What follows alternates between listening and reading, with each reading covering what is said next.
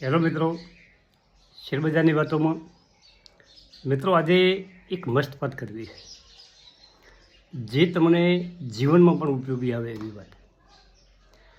પરંતુ પહેલાં આપણે ટેરિફવાળી વાત સમજી લઈએ અને દુનિયામાં કંઈક નવું થવા જઈ રહ્યું છે એ 100% વાત છે.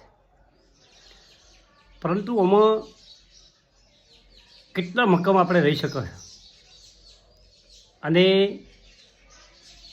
નવો વેપાર અમેરિકાની જગ્યાએ બીજા દેશમાં કેટલો વિકસાઈ શકે છે એના ઉપર બધું આધાર છે. અમેરિકા ખૂબ આપણા ભારત ઉપર ગિનાયું છે અને ઓનાથી વધારે પણ કડક નિયમો બનાવી શકે. હવે પૂરી વાત સમજીએ કે તમે સામાન્ય જોતા હશો કે જે માણસ તમારી સામે લડતો હોય એના કરતાં એને જે સપોર્ટ આપતા હોય લોકો એ માણસો ઉપર તમને વધારે દ્વેષ અને રીસ હોય. એવી રીતે આ થયું છે. રશિયાનું જે સસ્તું તેલ લેવા માટે ભારતે ખૂબ તેલ લીધું, રિફાઇન કરી અને વેચ્યું. પરંતુ અમેરિકાએ રશિયાના તેલ ખરીદવા માટે બેન કરી હતી અને રશિયા અને યુક્રેનનું જે યુદ્ધ ચાલે છે 2 વર્ષથી એમાં રશિયા ઉપર પ્રતિબંધ લગાવ્યા હતા અને એની અવગણના કરી અને ભારતે તેલ ખરીદ્યું. એટલે રશિયા ઉપર તો છે જ દ્વેષભાવ, પણ એને સપોર્ટ કરવાવાળા દેશ ભારત ઉપર ખૂબ રીસ છે ડોનાલ્ડ ટ્રમ્પને, અને વધારેમાં વધારે પ્રતિબંધ ભારત ઉપર મૂક્યો છે. હવે આ વાત સમજીએ કે ટ્રમ્પની ટેરિફ કયા સેક્ટર ઉપર ભારે પડશે. ભારત પર 27 ઓગસ્ટથી 50% ટેરિફ અમેરિકાએ ડબલ ટેરિફ 25+5 કરી દીધી. ટેક્સટાઇલ ઉદ્યોગ કેટલો પ્રભાવિત થશે. ભારત આપણા દેશમાંથી જે માલ અમેરિકા જાય છે તેના ઉપર પ્રથમ 25% ટેરિફ લગાવી હતી અને 27 ઓગસ્ટથી એડિશનલ વધારાની 25% ટેરિફ લગાવી છે. એમ કુલ 50% ટેરિફ થઈ છે. તેનું કારણ અત્યારે એ બતાવી રહ્યા છે કે રશિયા પાસેથી જે તેલ ખરીદ્યું તેના માટે ટેરિફ લગાવી છે. મિત્રો, ભારત અમેરિકા વચ્ચે 11 લાખ કરોડનો વેપાર થતો હતો. એમાં ભારતનો માલ અમેરિકામાં 7.35 લાખ કરોડની આપણે નિકાસ કરતા હતા. આપણે જે અમેરિકાથી આયાત કરતા હતા એનાથી આપણે માલ વધારે મોકલતા હતા. મિત્રો, તેમાં હીરા 6.7 અજબ ડોલર, ઝવેરાત 3.5 અજબ ડોલર, કપડાં વસ્ત્રો 5.6 ડોલર, આ બધી વસ્તુ જે અમેરિકામાં જતી હતી અને તેના ઉપર ટેરિફ લાગવાને કારણે આ વસ્તુ મોંઘી થશે.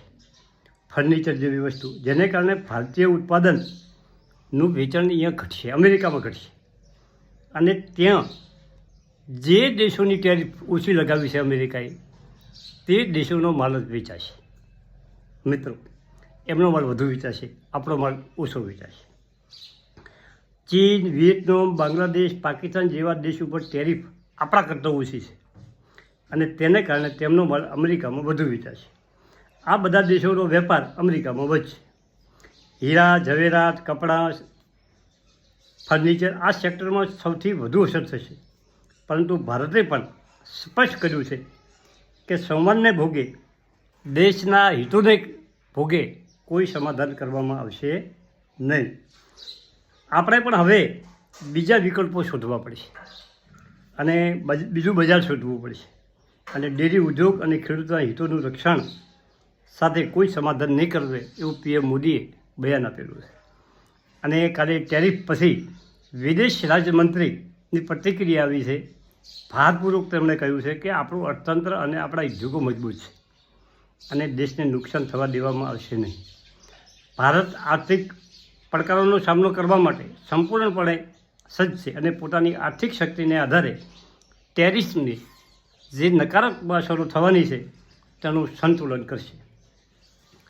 જો મિત્રો, ખાસ વાત એ છે કે હિંમત ક્યાંથી ભાડે મળતી નથી. હિંમત રાખવી પડે, દેશને મજબૂતાઈ રાખવી પડે, આપણે પણ હિંમત રાખવી પડે.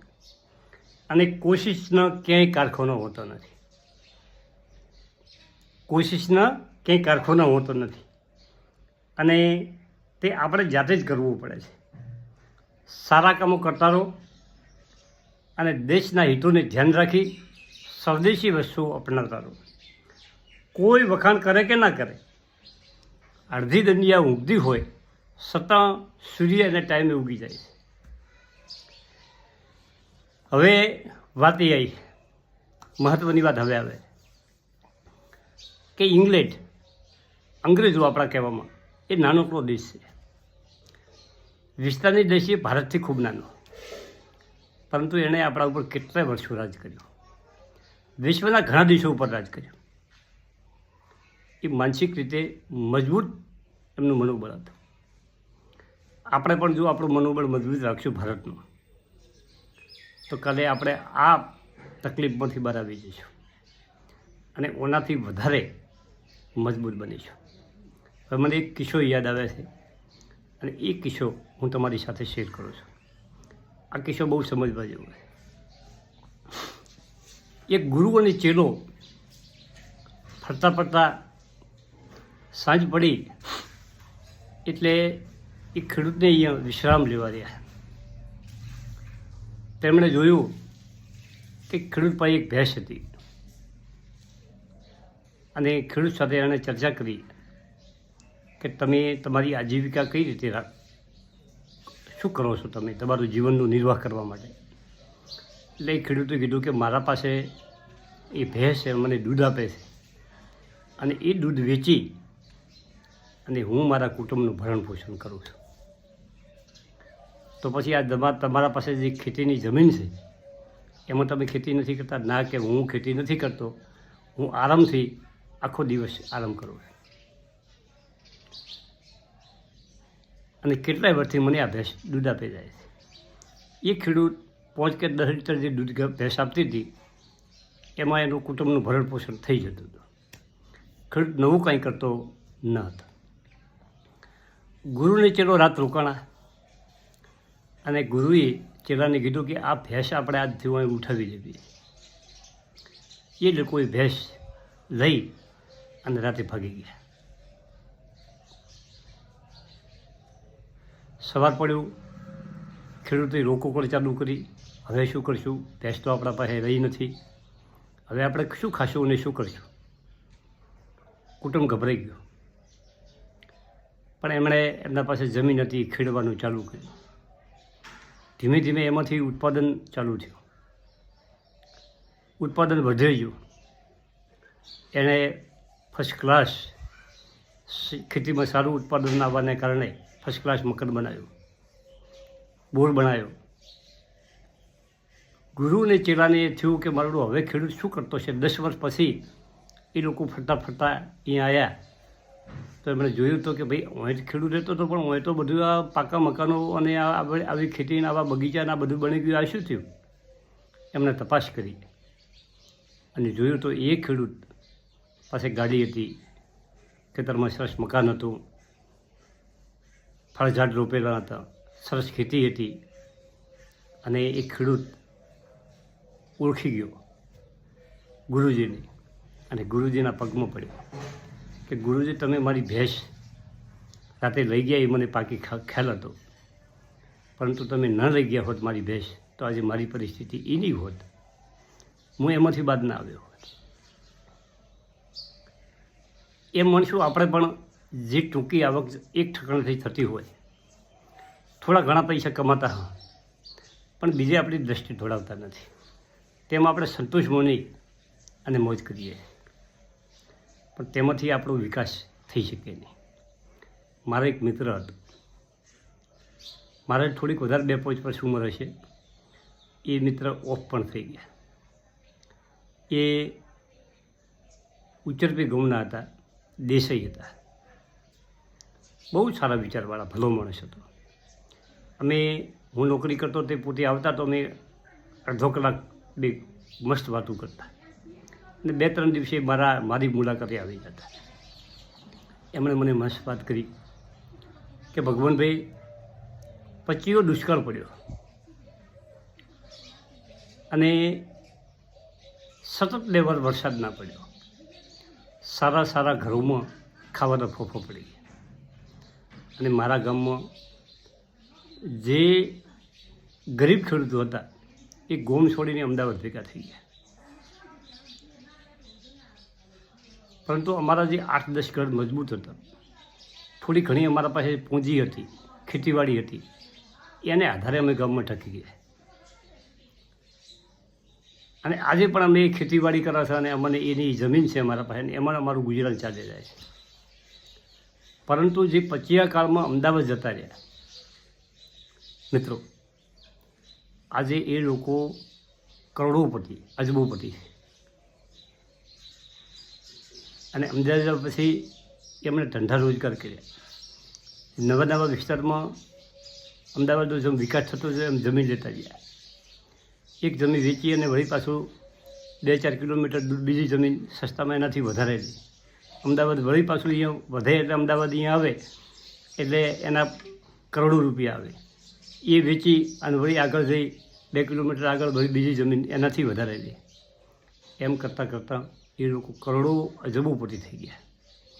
આજે અમારી પરિસ્થિતિ એ નહીં છે મિત્રો. જીવનમાં સંઘર્ષ કર્યા વગર અને દ્રષ્ટિ તમારી રાખ્યા વગર અમેરિકા તો આપણા ઉપર ટેરિફ લગાવે અને આપણે થાકી હારી અને શરણાગતિ સ્વીકારી લે. કાલે ઉઠીને અમેરિકા આપણને વધારે, આ વખતે તો ઠીક છે કે ભાઈ રશિયા પાસેથી તમે નહીં ખરીદો, અમારા ઉપર ટેરિફ ઓછી કરો. પરંતુ તમે એક વખત નમશો તો સતત તમને નમાવવાની કોશિશ કરશે. અમેરિકા અને એના જે રાષ્ટ્રપતિ છે ટ્રમ્પ સાહેબ, એ બહુ લુચ્ચાઈ માણે છે. જે દેશો નમે છે અને વિશ્વનો જમાદાર માણે છે, એ તમને સતત નમાવશે. આપણે એનું ખોટું વિચારવાનું નથી, પણ આપણા વિચારો, આપણે જે આપણને સહકાર આપે છે એને આપણે સહકાર આપવાનો. આપણે કોઈનો વિરોધ કરવાનો નથી.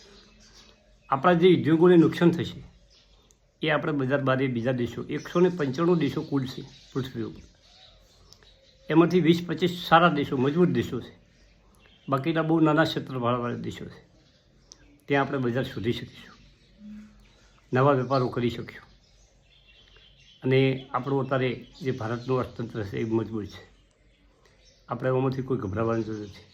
એક વખત આપણને કદાચ ઝટકો લાગશે, અધિક કડક, એનાથી પણ વધારે કડક થઈ શકે છે અમેરિકા આપણા માટે મિત્રો. પરંતુ ઓમાંથી તપીને બહાર આવશું તો ભારતનો ઓર વિકાસ થશે. વિશ્વમાં આપણે આગળ વધીશું અને મજબૂત બનીશું. Thank you. આભાર.